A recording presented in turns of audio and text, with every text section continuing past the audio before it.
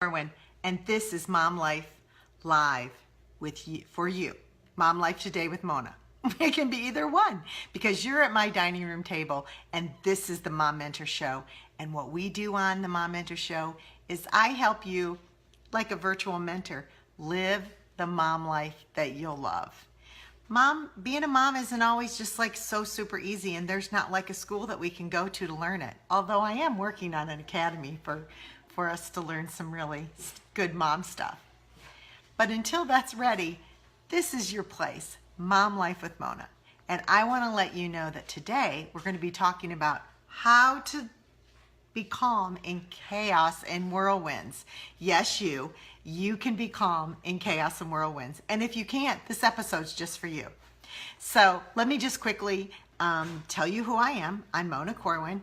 I'm an author, a speaker, and I blog over at The Balanced Mom Life, where I help women just like you find their balance, find their calling, and live their unique stories. Yes, your story is all yours and it's all unique. But we're not always living it. Sometimes we're living things that other people think we're due, and sometimes it creates a whirlwind in all of us. And we don't want to have that whirlwind mess things up as we're getting ready to deal with our children and live our lives, right? So let's get right to it. Have you ever wondered if it can be calm in chaos in your heart? In your inside of you, like there's a whirlwind going around, everything's falling apart, the kids have dumped things over, you're feeling pressure in your bills, you're had an argument with your husband, things just seem to be going wrong, or there's extreme trauma, like something really serious has happened. Can you be calm in that whirlwind and in that chaos? And I'm here to tell you about 3 things, yes, even 4 ways that you can find and be prepared for these times that come along that are chaotic and whirlwind. Okay, the first thing that you have to do is you have to be ready.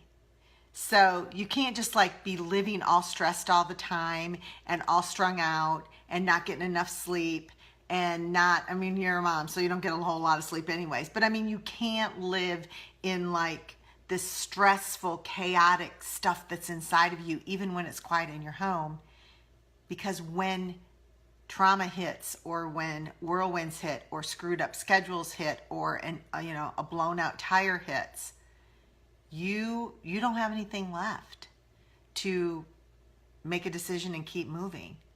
You're strung out inside. One of the ways that you can make sure that that doesn't happen is stay in the Word of God. I know I keep harping on this, y'all, but I know from practice. I've been married 8 years, and I've got 5 kids. And I promise, your time that you spend alone with God, even just praying. Reading the Bible's awesome, but even just praying and reading the Bible, it is going to soothe your soul and create a calm in you that when the whirlwind comes along of the day, you'll be able to handle it. It may not go away, but you'll be calm inside of the chaos and the whirlwind. Another thing is music. Good music is the key to what we do in our home, and it's certainly a key in my heart. I know that when I'm listening to good music, I may not be able to say the right thing, but the right thing is going in my ears. I have a list of a lot of different things that I listen to. Hi, Daff. I'm glad, welcome. That I listen to. I listen to Hillsong United a lot. Their Empire CD is one of my favorites. Lauren Daigle is a favorite of mine. She's coming to Dallas in October if any of y'all want to go see her live. There's so many great worship CDs that you can listen to and have playing that will keep you calm even in the midst of the chaos. Now, another thing that is the number one thing after your heart is really settled and you're prepared for the day and you're prepared for anything that would come your way that would start kicking up dust in your day. What I want you to do is, when that happens, push pause. Last week, I talked to you about teaching self-control to your kids and the power of the pause, how that helps kids make a good choice if you teach them how to pause. Well, it works for us too. And it especially works for us when the whirlwind starts coming and a schedule has been messed up and things aren't going the way you want to, and you find yourself thinking you're going to have a really great day and you're not having a great day. And what you want to do is pause, push pause.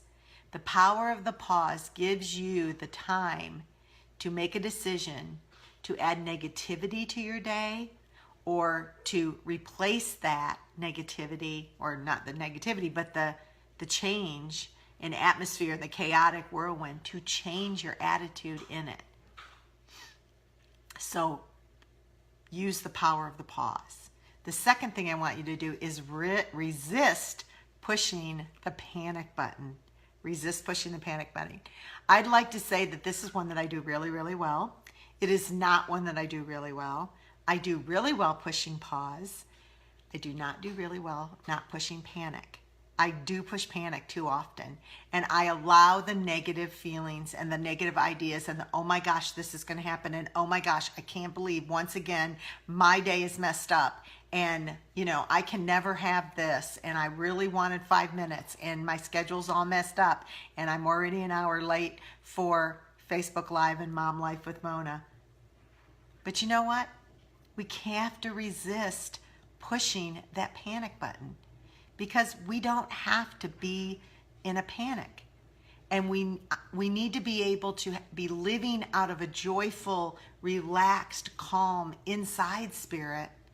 So like I said, when it comes along, the negative and the chaotic and the whirlwind comes along, you're able to meet it with joy and a calmness that's already in your heart. So how do you know if you're living joyfully? Or how do you know if you're living kind of stressed and on the edge, just waiting to be just like the last, what do they say? She's on my last nerve. Like, how do you know if you're doing that? I listened to a lady one time, her name is Marie Farello, and she suggested putting a timer on your phone, just for a couple days, to go off every hour, and then just check yourself and say, am I kind of grumbly inside, or am I feeling like joyful and happy? And you're able to adjust your mood or your attitude in that moment and keep going to the next hour. We kind of can have a tendency to stay in negativity, and that's one of the ways that we can get out of it. So it's a little trick. I hope you'll do it. So don't press the pause button, but check and see if you're living from a place of joy or if you're living from a place of stress and panic. Because we don't want the whirlwinds to meet stress and panic.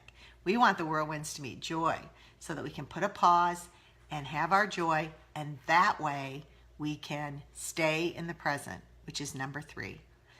I want you to stay in the present.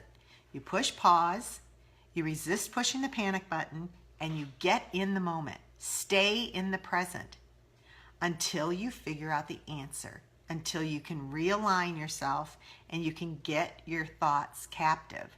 The Word of God says that we're supposed to take every thought captive. Well, we can take our thoughts captive when we have a minute, we've paused, we've decided not to panic, and we're able to take any other negative stuff captive, and that we're able to make good decisions based on whatever the whirlwind or the chaos is. It is in grabbing a hold of the moment and staying in that moment that you're able to figure out what to do next. Freaking out and panicking and projecting the future as being traumatic and awful isn't going to help you in the moment, and it isn't going to help you in the future. And it certainly doesn't calm the storm in you or the whirlwind that's without you. In fact, the whirlwind that's on the outside of you and the chaos that's outside of you comes inside of you, and then you're part of the problem. You're not going to be able to figure it out. So I highly suggest that you stay in the moment. And there's a hashtag that's called Hug the Moment. I love this concept because we need to hug the moment. We need to hug the good moments, and we need to hug the chaotic moments and say, uh-oh, I'm going to hug you until I figure it out.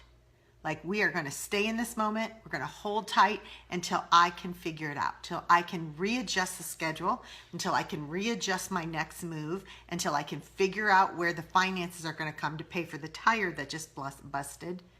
I am going to hug this moment. We're going to hug it out until we figure it out. So next time, little mama, that you feel the whirlwind going on and the chaos is meeting you and you're feeling like it's starting to come inside of you, you need to push the pause button and pause and think and gather your wits about you. And then I want you to resist pushing that panic button. Don't push the panic button. You can figure it out. God can figure it out. And together you will be able to stay in the present moment and hug that moment out. So hug it out, little girl. And when it gets tough, you will be able to figure it out. And then once you figure it out, you move on, because schedules are going to get changed. Things are going to mess with your finances. And girlfriend, you are going to have a whirlwind come at you. You've either just come out of one or you've got some chaos under your feet right this minute. I want you just to pause, use the power of the pause, resist pushing that negative button, and stay in the moment and hug it out till you figure it out. That's it. I hope you have a really great week. And this is the Mom Mentor, and I will see you on Friday. Bye.